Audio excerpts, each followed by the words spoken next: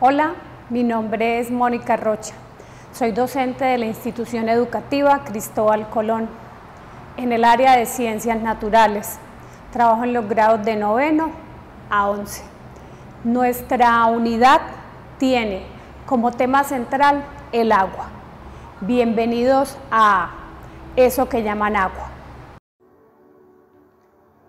Nuestro espacio, Eso que llaman agua, empieza con una historia, y es la historia de Henry Cavendish, un hombre extraño, pero también un genio. Nos acercaremos a su vida precisamente a raíz del tema que nos convoca, que es el agua. Este hombre nace en el siglo XIX, en el seno de una familia millonaria, tanto que él se dio el lujo de hacer su Palacio de la Ciencia. Vamos a acercarnos entonces a la vida de este hombre. ¿Por qué un hombre extraño? Esta imagen nos muestra a un hombre solo, simplemente interactuando con su celular. En su época el celular no existía, pero lo que sí existía en él era un intenso interés por la ciencia. Y fue la ciencia su gran compañía. Nunca se casó, no tuvo hijos, y aunque tenía muchas personas que le servían en ese Palacio de la Ciencia, no se comunicaba con ellos, sino a través de notas. Todo lo que necesitaba lo solicitaba a través de notas. Se dice que en una ocasión un admirador se le abalanzó lleno de emoción, pues resulta que Cavendish lo que hizo fue asustarse y corrió, tanto que casi no hacen que regrese a su casa. Un hombre al que incluso muchos tildaban de misógino, es decir, con una fuerte aversión contra las mujeres. ¿Pero por qué un genio? A Cavendish le debemos muchísimo. Imagínense que en el siglo XIX pudo establecer la densidad de la Tierra y se equivocó en un margen de error de un 1%. Pero además de eso, fue el primero que aisló hidrógeno. También fue el primero que pudo combinar hidrógeno y oxígeno para producir, adivinen qué, el agua. Pero además de eso, también hizo aportes muy fuertes en términos del conocimiento del comportamiento de los gases. Un hombre lleno de excentricidades, un hombre imperfecto, pero un hombre que hoy, a través de su conocimiento del agua, todavía sigue vigente. Para comenzar, vamos a empezar a hacer una exploración o un acercamiento al agua. Vamos a reconocer sus propiedades, pero primero vamos a decir qué es el agua. El agua es básicamente un compuesto químico. Recordemos que un compuesto químico es una sustancia constituida por dos o más tipos de elementos. Pero ¿cuáles son esos elementos que conforman al agua? Su fórmula es H2O. De esta forma tiene entonces dos átomos de hidrógeno y un átomo de oxígeno. Esta particularidad del agua tiene mucho que ver con su presencia en nuestra vida y con la importancia que tiene para nosotros. ¿Cómo es la estructura del agua? Aquí les traje una animación y podemos ver que el agua tiene un átomo de oxígeno y dos átomos de hidrógeno que están moviéndose. Pero ojo, que esos hidrógenos, a pesar de que se mueven, no se encuentran. Entre ellos se establece un ángulo de 104.5 grados. Esta molécula, aunque es neutra, tiene dos polos. ¿Por qué tiene dos polos? Porque el oxígeno queda cargado negativamente dos veces, porque tiende a ganar dos electrones, mientras que los hidrógenos tienden a perderlo. Ojo que estoy diciendo que tienden, no estoy diciendo que lo pierden. Por eso los hidrógenos quedan cargados de manera positiva. Por eso se dice que esta molécula es polar. Pero no solo se dan interacciones entre los átomos de hidrógeno y de oxígeno, también se dan interacciones entre las moléculas de agua. Es así como podemos encontrar unas interacciones que se conocen como puentes de hidrógeno. Estos puentes de hidrógeno nos van a permitir explicar muchas propiedades del agua que no reconocemos. ¿Cuáles son esas propiedades? Vamos a mirarlas entonces.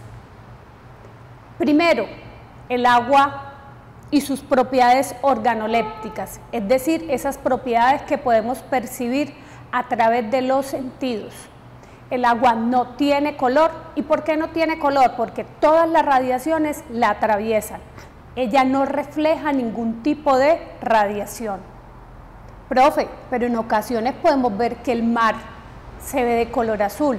Simple y sencillamente, la forma como la luz incide en ella hace que el color azul sea el único que pueda reflejarse, mientras que los otros son proyectados.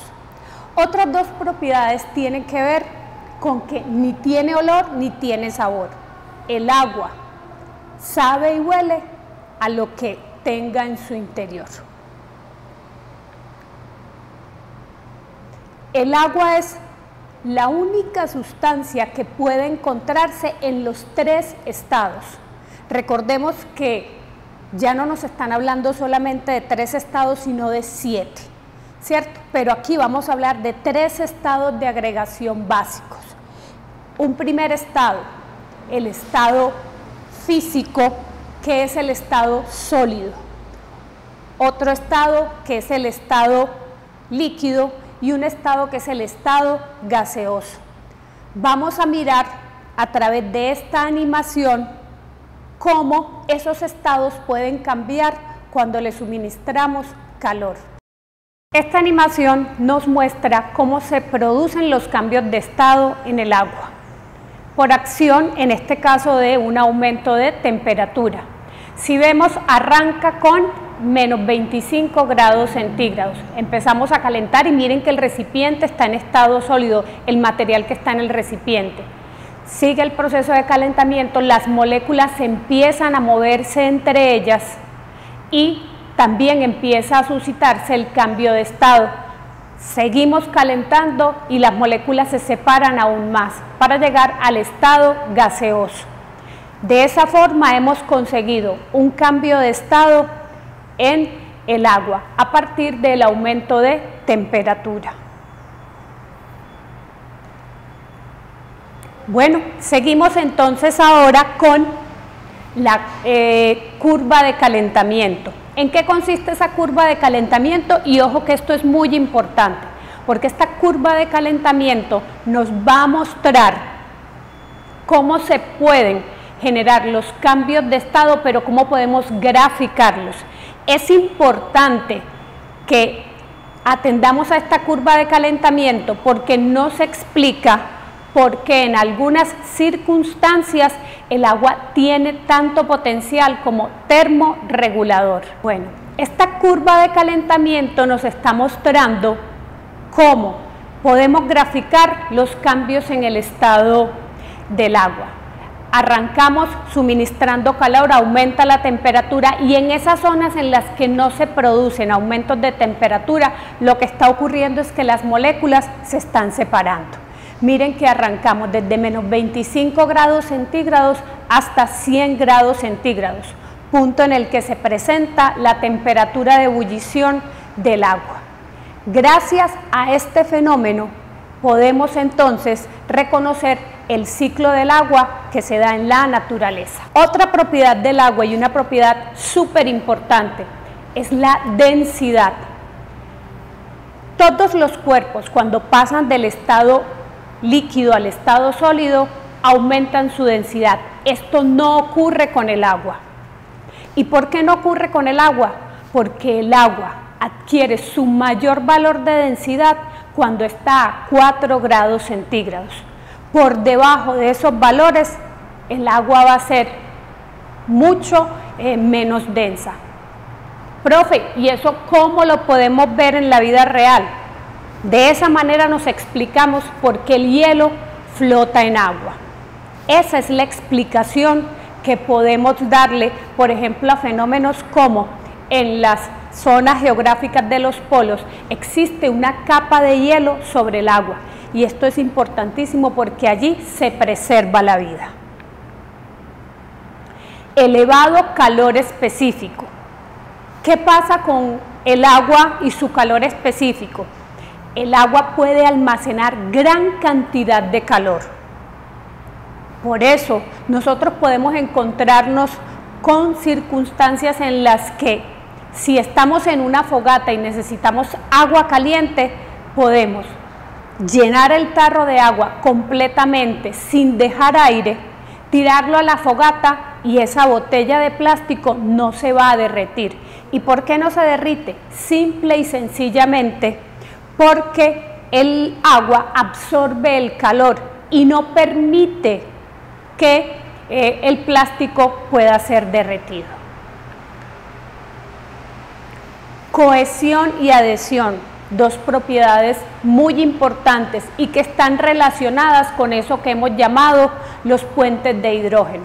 La cohesión hace que las moléculas se unan entre ellas, mientras que la adhesión le permite al agua adherirse a otros cuerpos. Una propiedad como la adhesión es la que posibilita que el agua moje, mientras que la cohesión va a favorecer circunstancias como la tensión superficial, y esa tensión superficial es la que puede permitirnos, por ejemplo, ver a los insectos caminar sobre el agua. Esa tensión superficial, y aquí va nuestro primer reto. Pregúntate cuántas gotas de agua puedes colocar en una moneda.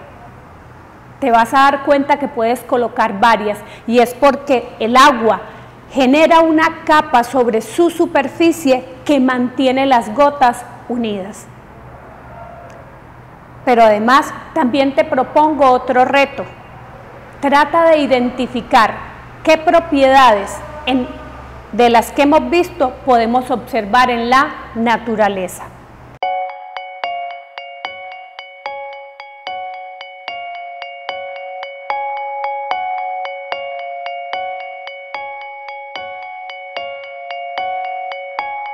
El agua, un compuesto constituido por oxígeno y por hidrógeno.